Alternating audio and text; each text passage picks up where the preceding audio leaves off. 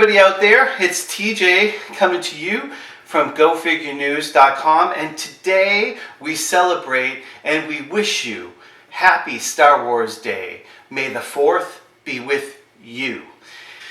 And as part of this celebration, we figured we would pull out some of our favorite Star Wars bootlegs and spin-off figures that you won't see in the mainstream, but you will see right here on Go Figure News. So make sure to tune in to our Facebook page today because we are celebrating everything and anything Star Wars. We'll have a smattering of stories about toys and other geeky goodness that is going to make you spin around in your chair, or at least maybe click a couple of times.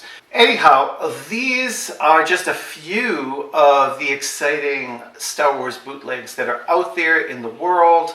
We've got figures from Topps Toys, from Psychedelic, from a whole bunch of different makers, and we're going to look at two of these today because we've looked at several of these others in the past, and we will link back to our stories down below on a few of these, but we just wanted to just open up to the breadth of what is out there, and it just keeps on getting greater and greater. For you who are most interested in things that sort of fall outside the lines, please subscribe to this channel, because we are the types of people that do not like to be restricted by the lines.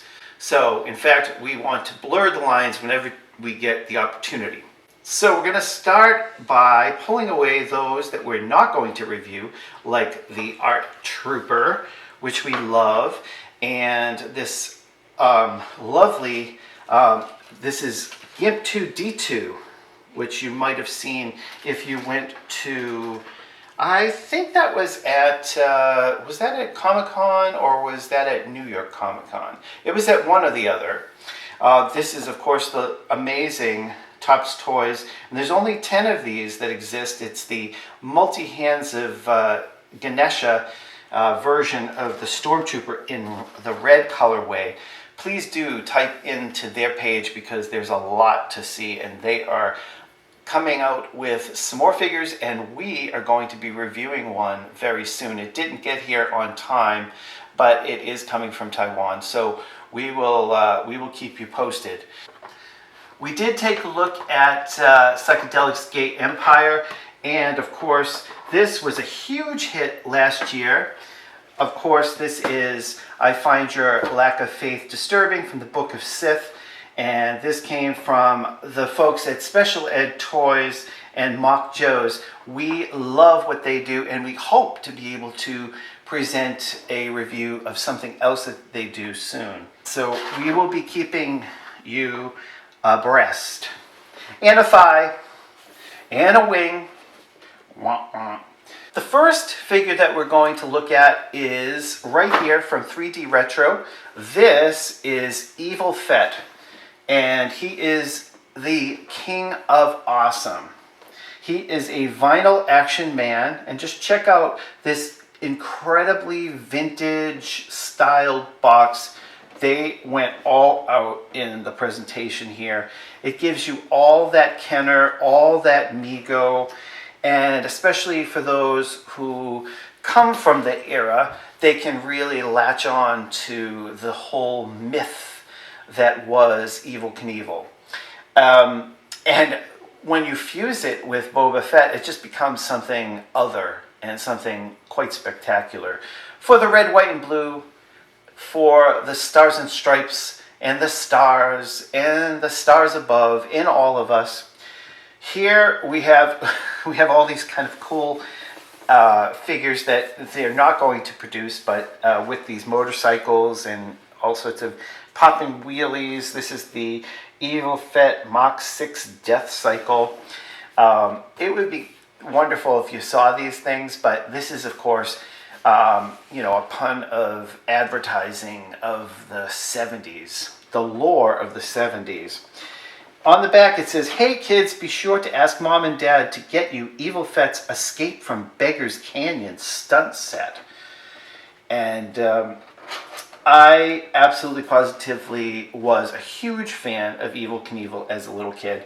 So there's something that tugs at my brain, my deeply embedded cerebellum here. I'm going to pull this figure out. And if the packaging weren't great enough, he comes in a clamshell plastic inside. And as you can see, he is 100% silver. This is the silver version. I'm not exactly sure if there is a red, white, and blue colorway. However, here we have Evil Fett. Wow, this is impressive. He has, is there articulation in the head? Let's see here. Yes, there is. It's just out of the box, brand new, so there is a little bit of a stick there.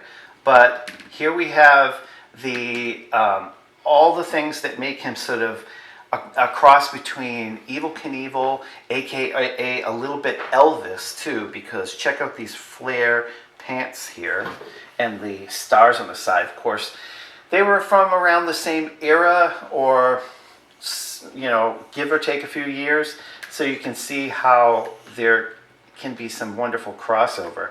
There is articulation in the hand. He can turn his hand around, and then he has a baton slash walking stick, but it's really more of a baton, and that fits perfectly right into his hand. And he also comes with a wonderful, which is almost necessary, cape, which it also has a little bit of an Elvis sort of flavor to it. But Evel Knievel wore these things when he was being his daredevil self, flying across, Mount Rushmore or wherever it was that he was, flying from mountain to mountain on his motorbike. Here is the profile for you to take a look at.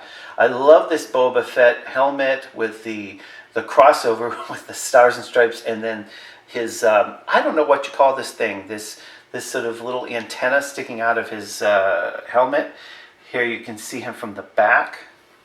You get all that cape action, and then the other side profile, and then lastly back to front.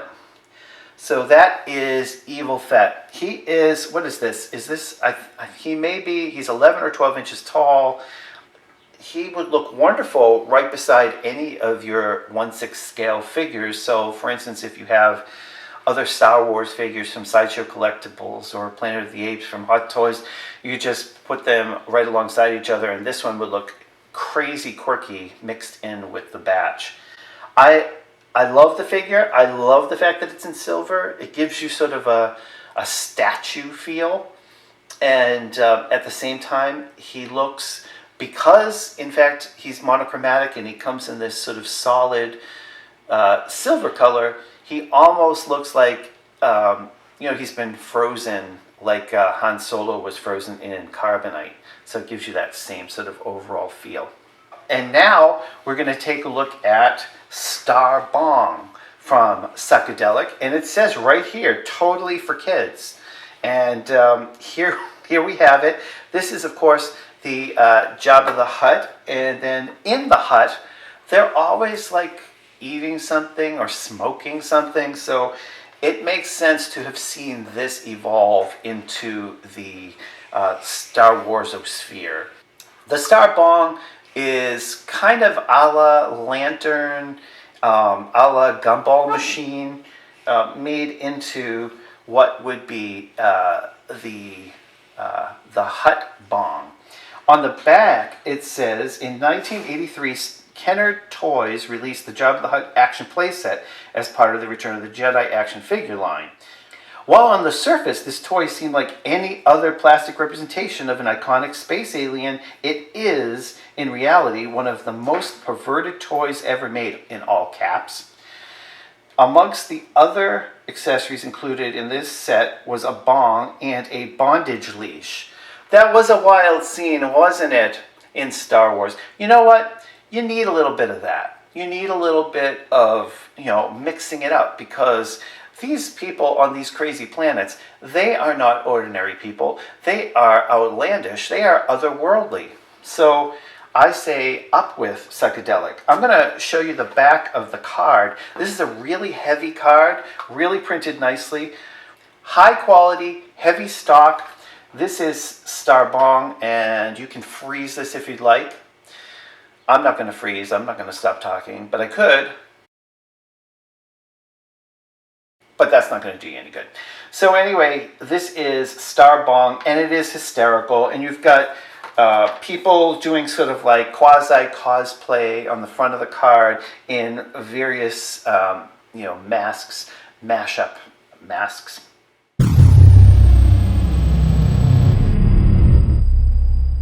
So here you have it. This is actually kind of like a spin-off from an earlier set that may or may not have really existed. But we're excited about seeing Star Bong and Evil Fett here gracing the stages at Go Figure News.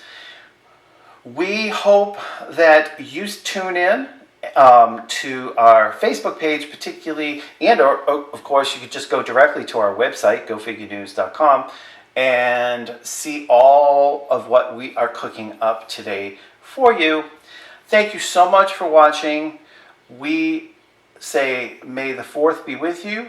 We'll see you right here next time. Over and out.